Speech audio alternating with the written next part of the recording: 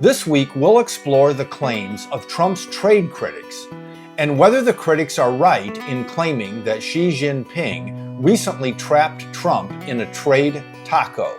President Trump is often criticized for being divisive, but trade policy is one area where he seems to have stoked no shortage of bipartisanship, with both the left and the right attacking his policies.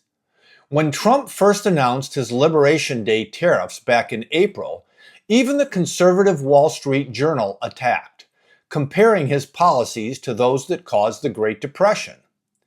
The denouncements from the left were just as bad.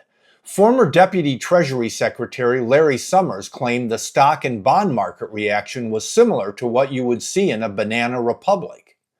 Even the supposedly neutral Federal Reserve chimed in, with Fed Chair Jerome Powell raising inflationary risks. In one of my first Substack posts back on April 8th, 2025, or this year, in that post called On Tariffs and Trade, I wrote, quote, "So let's take a breath and begin by acknowledging that we are not repeating the mistakes that led to either the stock market collapse or the Great Depression of the 1930s." End of quote. In the next post, I discussed how our trade issues were dominated by the shift of manufacturing jobs to China, resulting from the collapse of communism, which dumped hundreds of millions of low-wage workers into the global markets. As I've argued all along, given China's adversarial trading practices and geopolitics, it is essential that we work to decouple from the 800-pound panda bear lurking in our trade deficits, with the ultimate goal of isolating China's inherently dysfunctional command and control economy. Nevertheless, because we've allowed China to become so deeply enmeshed in our supply chains, it is essential that this decoupling happen gradually over time. In May, when Treasury Secretary Scott Bessent announced a trade truce that lowered new tariffs on China from 145% to around 30%, the markets recovered and went on to all-time highs. Since then, it has also become clear the tariffs have been nowhere near as inflationary as many experts predicted. To say that the silence from the doomsayers is deafening would be to underestimate their persistence. Rather than simply acknowledging their mistakes, many have resorted to claiming the lack of distress is due to the so-called taco trade. Taco as in Trump always chickens out by lowering tariffs to get a deal.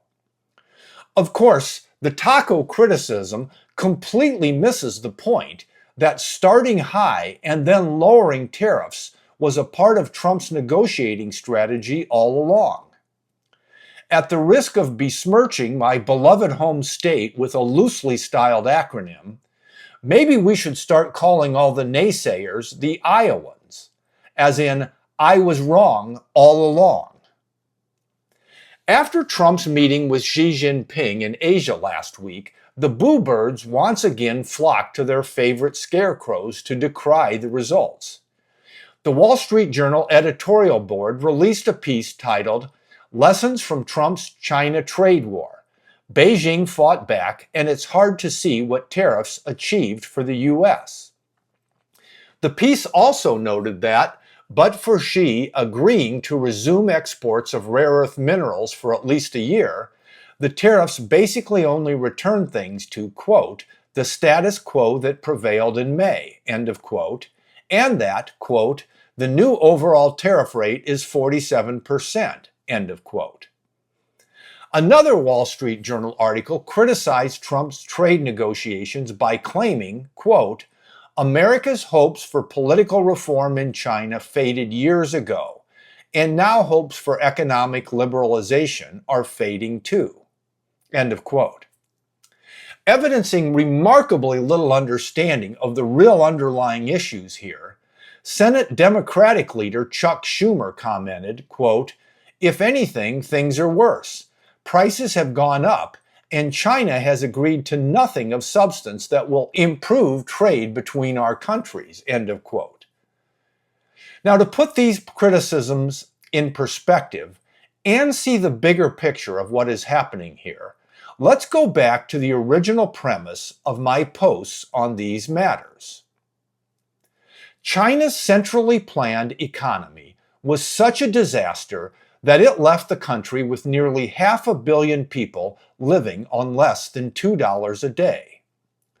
Given the heady times in the West that followed the end of the Cold War with the Soviets, the U.S. made the mistake of believing that integrating China's low-wage workers into the global economy would lead to a thriving trading partner who would do business under mutually beneficial Western standards, and that the resulting upward mobility would ultimately lead to democratic reforms in China.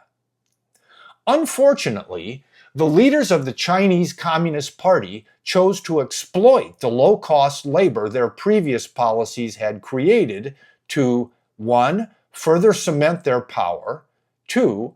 Appropriate our intellectual property and business practices, and 3. Become a geopolitical rival rather than a partner of ours.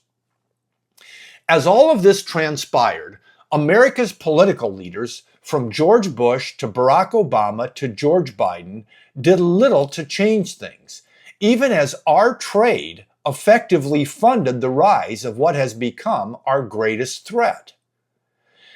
As just one example that I've cited in a recent post, our trade helped finance China's purchase of 90% of Iran's oil output, which in turn finances terrorism against Israel and other allies of ours in the Middle East. Now, it's not clear whether Trump sees things in this way or whether he is simply motivated to bring jobs back to America. What is clear, however, is that he finally did something to change these dysfunctional dynamics. In his first term, he raised effective tariffs on China from less than 5% to nearly 20%. And contrary to the idea that his policies have had little impact, this cut China's share of our trade deficit in goods in half. While Chinese companies tried to work around the new tariffs by redirecting trade through Vietnam and Mexico, Trump has worked to address this problem in the current negotiations.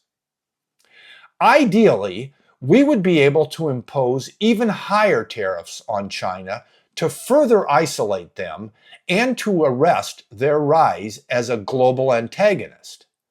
But at this stage, this is impossible. Our supply chains in general, and especially with respect to rare earth minerals, pharmaceuticals, and other critical items, are simply too dependent on China. But Trump inherited these conditions and has no choice but to massage them as he works to reduce trade with China. So keeping this in mind, let's look at the oft-expressed view that Trump folded in his recent negotiations with Xi. The taco charge that Trump always chickens out evidences a bizarre inability on the part of his critics to understand that by first raising tariffs to nearly 150% and then lowering them to just south of 50%, Trump created the opportunity to make Xi Jinping feel as if he had scored a great negotiating victory, even as the tariffs we impose on China have roughly doubled.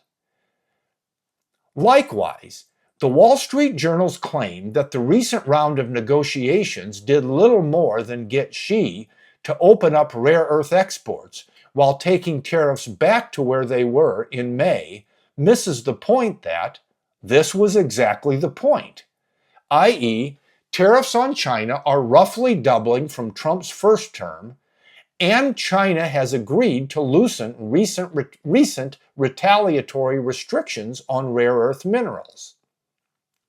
Now, the Wall Street Journal article that tried to brand Trump's trading policies as a failure for not forcing China to politically or economically liberalize misses the point. That train left the station long ago, and we now have little choice but to pursue a gradual decoupling so that we can at least stop funding China's antagonisms. And finally, Chuck Schumer's ostrich-like claim that the recent deal did nothing of substance that will improve trade between our countries reflects the head-in-the-sand perspective of Trump's predecessors. The goal isn't to improve trade with China, but rather to diminish it. In summary, Trump's negotiations have the potential to roughly double tariffs on China, which should accelerate the much-needed decoupling that began under his first term. Because his predecessors allowed us to become so dependent on China in the first place, he has no choice but to take things slowly and work to preserve access to critical supplies as we gradually withdraw from the trade that has funded the rise of our greatest geopolitical rival. And finally, the bipartisan chorus of critics on these matters has been continuously wrong, but apparently never in doubt. Today, we face important challenges like our trade negotiations with China, but none that are greater than those we have overcome time and again throughout our storied history. Here's to hoping your day is as bright as America's future. Thanks again. I'm Todd. If you'd like to learn more and to sign up for my free Substack newsletter, go to my website at toddsheetswriter.com. Thanks again.